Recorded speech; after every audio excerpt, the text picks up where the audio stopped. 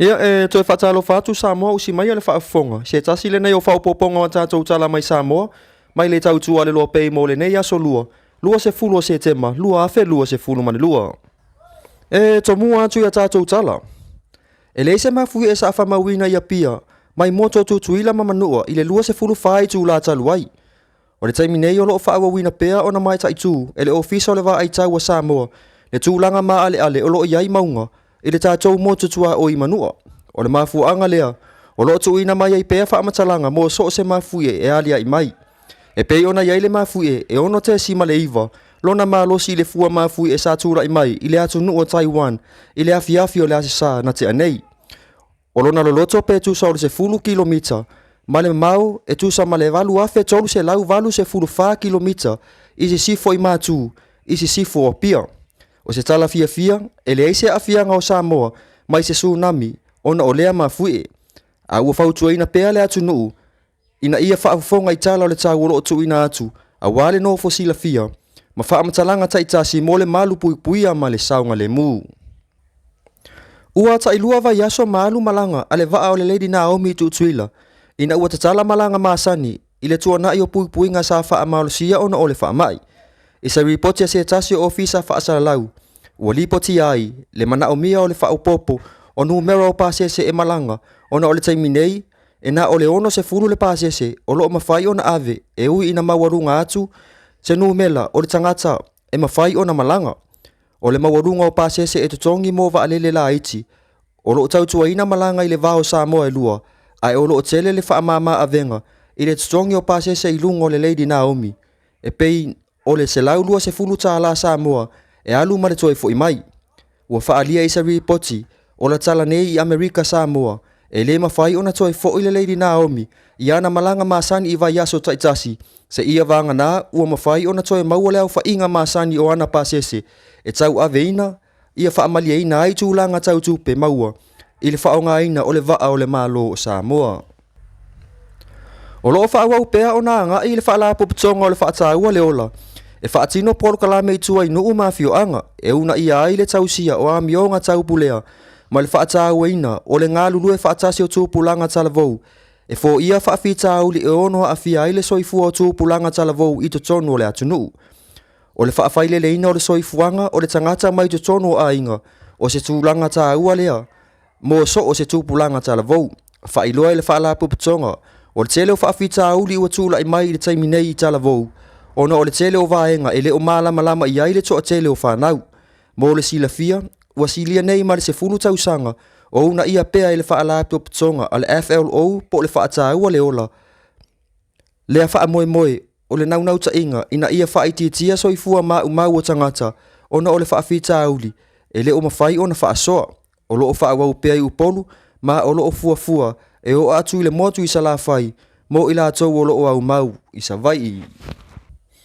Ia e whaai ua tufo ia tātou pu le tino le nei aso, inisi o tonga o saunoanga mai le afionga, le tai o lo i tu o loo angai ale malo, le sunga ia tu i la epa dokta sa i lele malie le ngoi. Le tulanga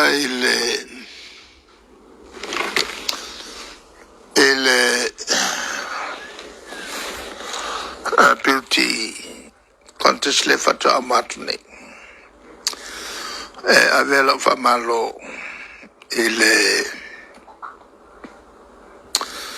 tamata ile wa malo mai Australia ya al tato suila na ave tova tau sala al Pacifica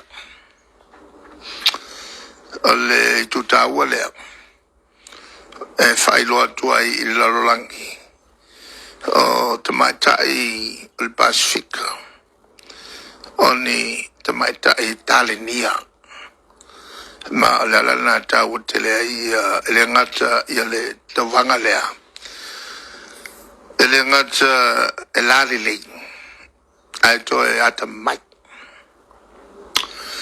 ina ia mtua manino le fa vai o mene a voi Alfa la poptonga le fa fuene. Alfa la poptonga itua. Lo fa con kalate iai. Ia le te pena ina ma le sauninga o me umalava. Ina ia taula o le fa moe moe. E le a fiese minsta. E te foi on fa mamalu ia minsta al kabineta. Me ia fai uma e lato o afiai. No maua sa malao se minsta e alu MC le ia meia. Le fa ele lea se minsta e alu ilunga e na te fai en fasalonga. Ngā luenga na e fai le whalapoptonga e deal ma meia le luato le minsta whaari e le fia i loa. Ia, o le sosani le na i tomu whainga lo fai le private sector. O foi sa o minsta o turisi. O te le whala vela i tāpena ngai whai lato. E nisi mta upu e fialanga mai au tō.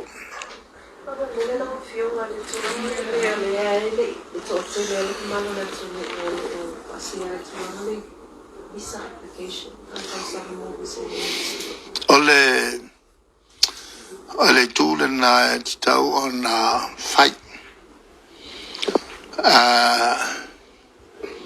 Ole foi sa o fasala la wina i la o tusi fala o tele. Ola o tu ala loalna i l'officio New Zealand. Na matala no fo i ma le High Commission New Zealand o tilo iai. Ia lato. Fa pena foi la ma Australia. Ta sanga foi na ia Australia. Tau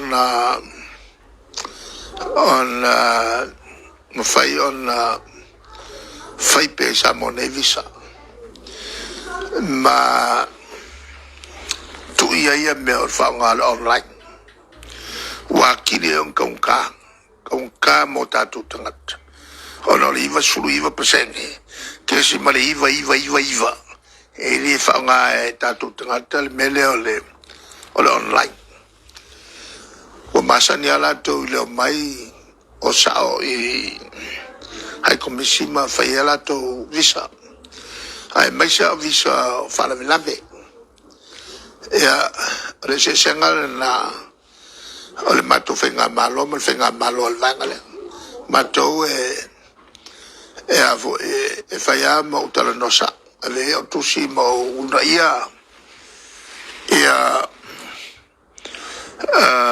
tanga ia ofisa ia o New Zealand Australia sa monei pe li fatele Australia e fatu le lato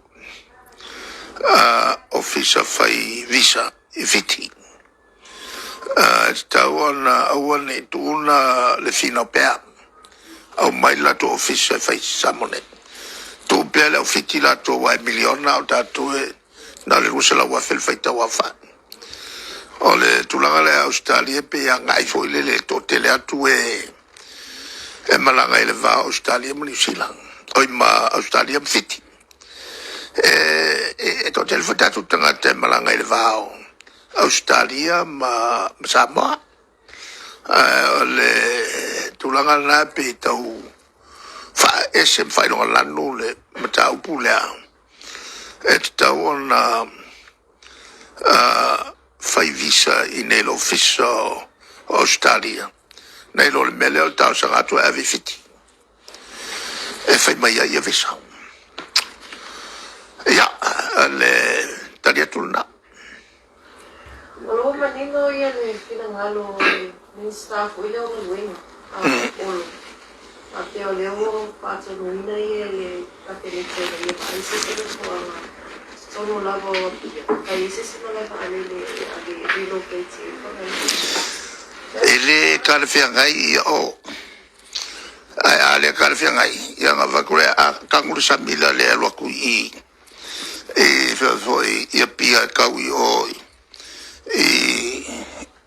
e ka wi o ile kongo ke le a me fai fai ka kanguru samila Agora, pape mo mga kumpasi si ko leva alele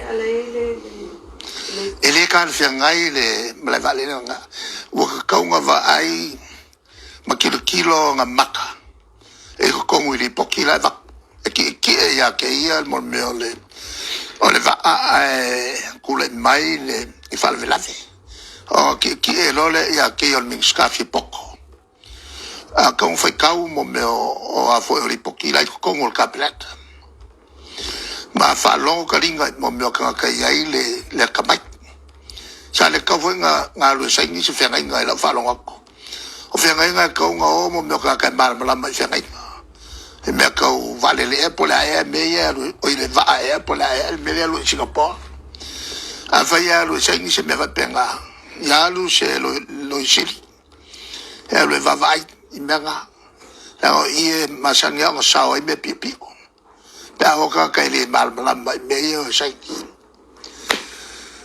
ya e just me ka Na plaza finangalo le proposal la le sa no waile ministro leo to if I to say serious fraud office ilo mata ko make a corruption ma Wale mkabunga wale va nga amai wale va nga yai ma va fonga fa pena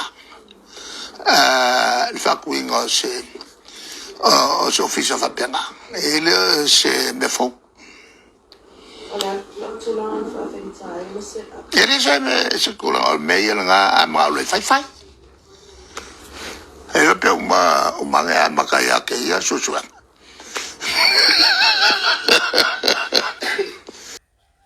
Ia o le nasi o to'otongo ni sio tūlanga o mea o tutupu sio tātou wa tunu I Samoa nei mo lo sila fia. Mai le tau tua le loa pei Samoa, whaafitai tele le mafuta mai, whaasoi fua ia.